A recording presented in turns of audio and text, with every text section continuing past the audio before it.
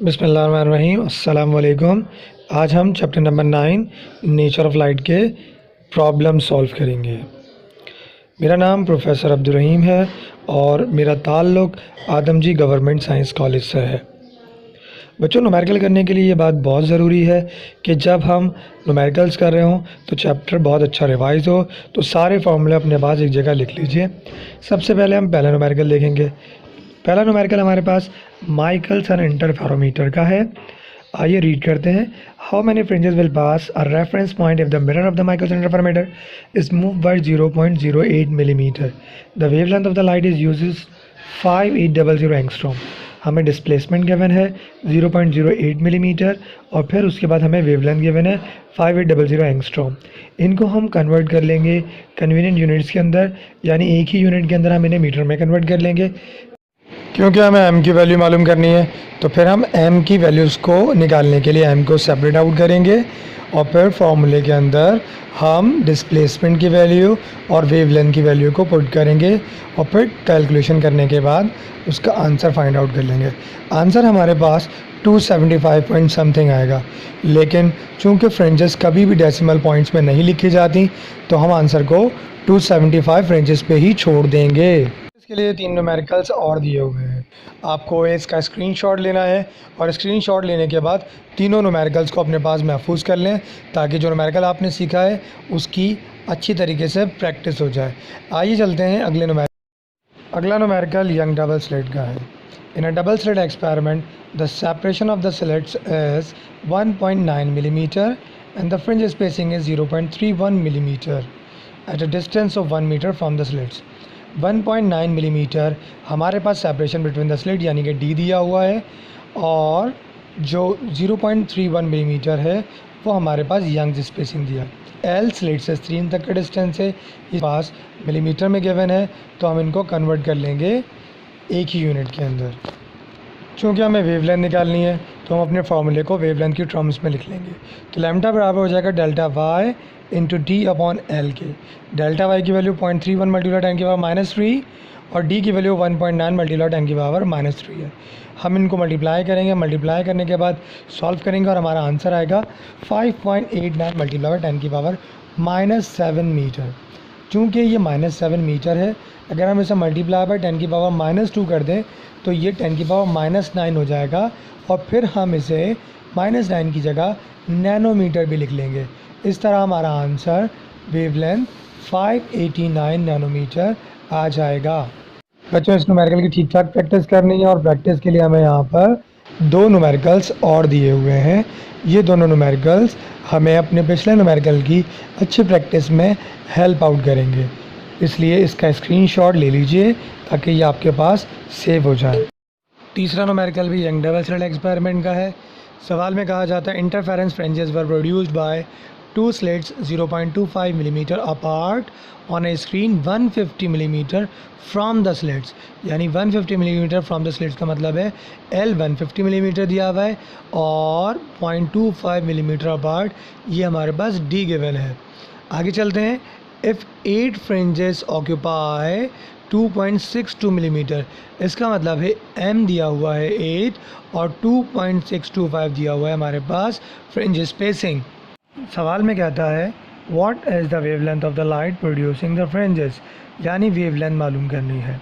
हमने fringe spacing के फार्मूले delta Y is equals to M lambda L upon D को लैम्डा की फॉर्म में lambda is equals to delta Y into D over M into L लिख दिया। फिर उसके बाद हम डेल्टा वाई डी एम और एल की वैल्यूज़ को यहाँ सब्सटीट्यूट करेंगे और लैम्डा कैलकुलेट कर लेंगे।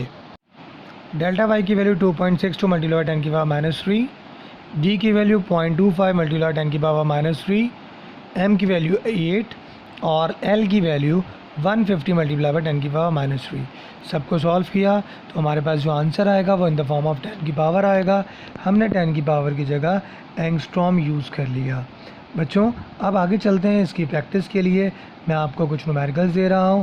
वो न्यूमेरिकल्स आपकी स्क्रीन के ऊपर मौजूद हैं, आप उसका स्क्रीनशॉट ले लीजिए ताकि उसकी प्रैक्टिस की जा सकती है। चलिए चलते हैं अब न्यूमेरिकल नंबर 4 की तरफ।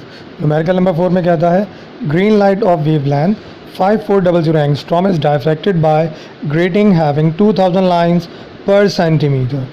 सवाल के दो पार्ट हैं। पार्ट ए में कहता है compute the angular deviation of the third order image. B part में कहता है is a 10th order image possible. यानी ए पार्ट में उसने कहा है कि अगर m की वैल्यू 3 होगी तो बताइए थीटा वैल्यू क्या होगी, और बी पार्ट में कहता है क्या एंगुलर डेविएशन 10th ऑर्डर का कैलकुलेट करना पॉसिबल है या नहीं। तो सबसे पहले डेटा कलेक्ट करते हैं। हमारे पास वेवलेंथ गिवन है 5400 एंगस्ट्रॉम। एंगस्ट्रॉम का मतलब है 10⁻⁻10 metre.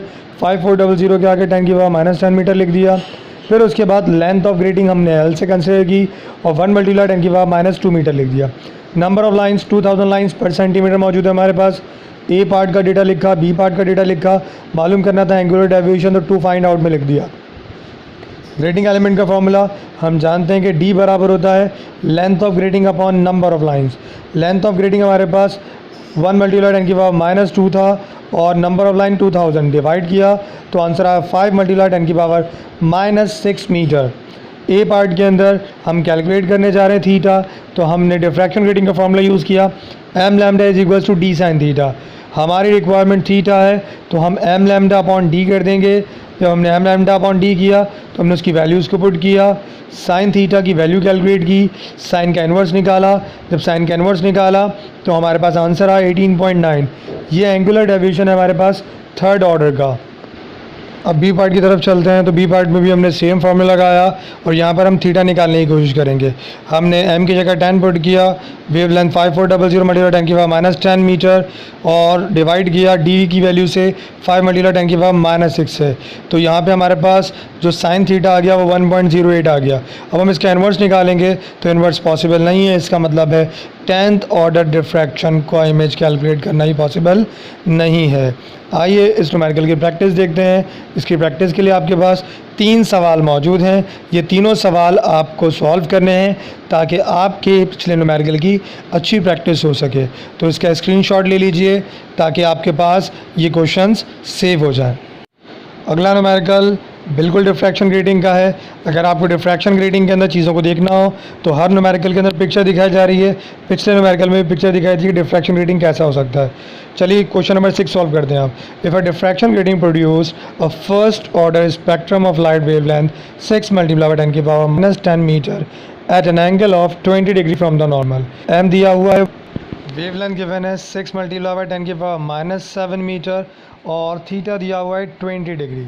What is it's spacing and also calculate the number of lines पर मिलीमीटर।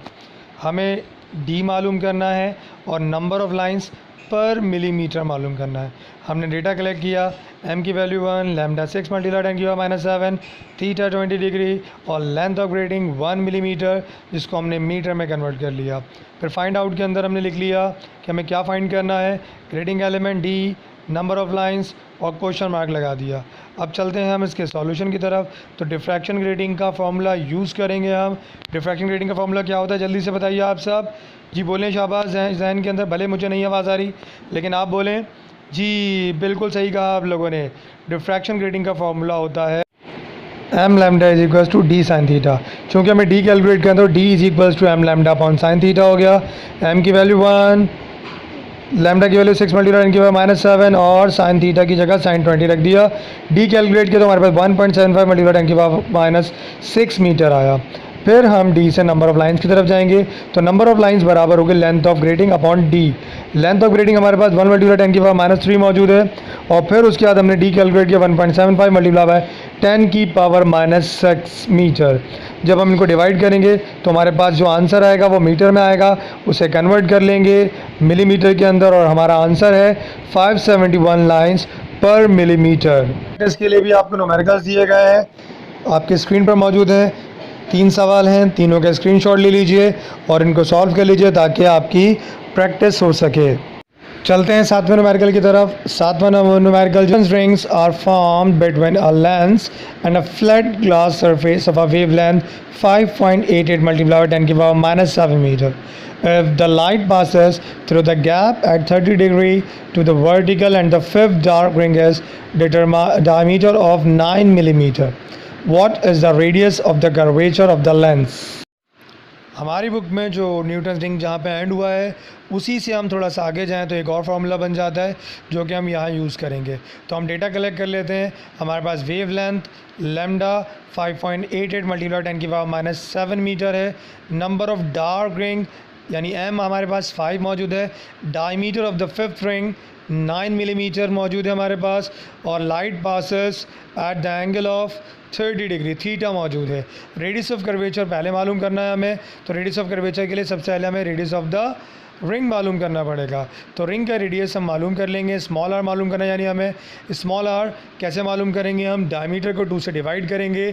डायमीटर की वैल्यू यहाँ पे हमारे पास 9 मल्टीप्लाई 10 की पावर -3 मीटर है। जब हम उसे 2 से डिवाइड करेंगे तो हमारे पास आंसर आएगा 4.5 मल्टीप्लाई बाय 10 की पावर -7 मीटर।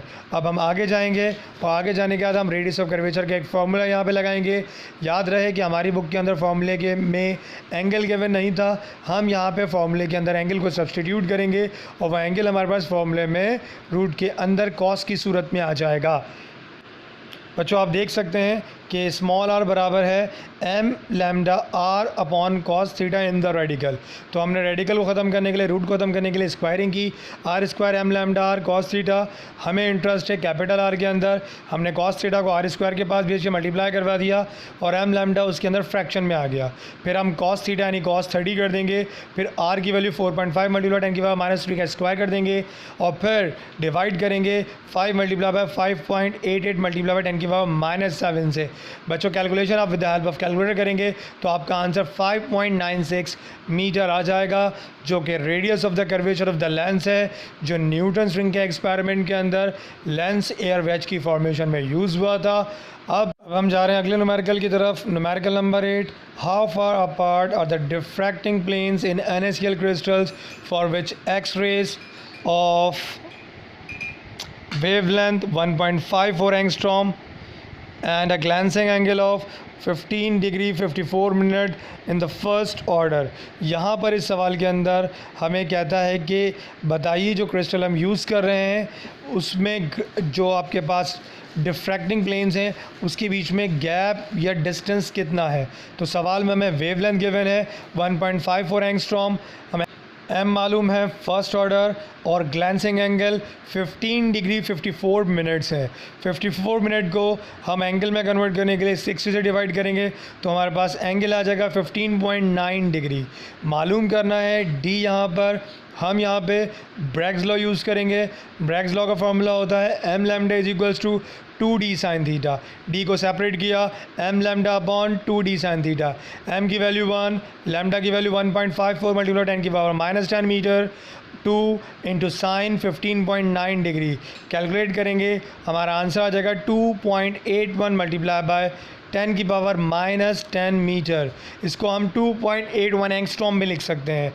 बिल्कुल न्यूमेरिकल नंबर 9 इसी तरीके से होगा, इसीलिए न्यूमेरिकल नंबर 9 में यहाँ सॉल्व करके नहीं दिखा रहा। न्यूमेरिकल 9 आपको प्रैक्टिस करनी है और उसके अलावा आपको कुछ और प्रैक्टिस लिए मैं साथ यहाँ पे दूंगा। सवालात आपकी स्क्रीन पे मौजूद हैं। तकरीबन 7 न्यूमेरिकल्स हैं। ये सातों न्यूमेरिकल्स आप इनके बिगड़ने सॉल्व कीजिए ताकि आपकी क्वेश्चन नंबर 8 और 9 की अच्छी प्रैक्टिस हो जाए। और ये अक्सर सवाल 8 और 9 पेपर में आते भी हैं, पेपर पॉइंट ऑफ व्यू से बहुत इंपॉर्टेंट है। वीडियो को देखने का बहुत शुक्रिया। इस वीडियो को बार बार देखें ताकि आपके चैप्टर नंबर 9 के न्यूमेरिकल्स की प्रैक्टिस हो जाए। बहुत शुक्रिया, अपना बहुत ख्याल रखिएगा। अल्लाह हाफ़िज़।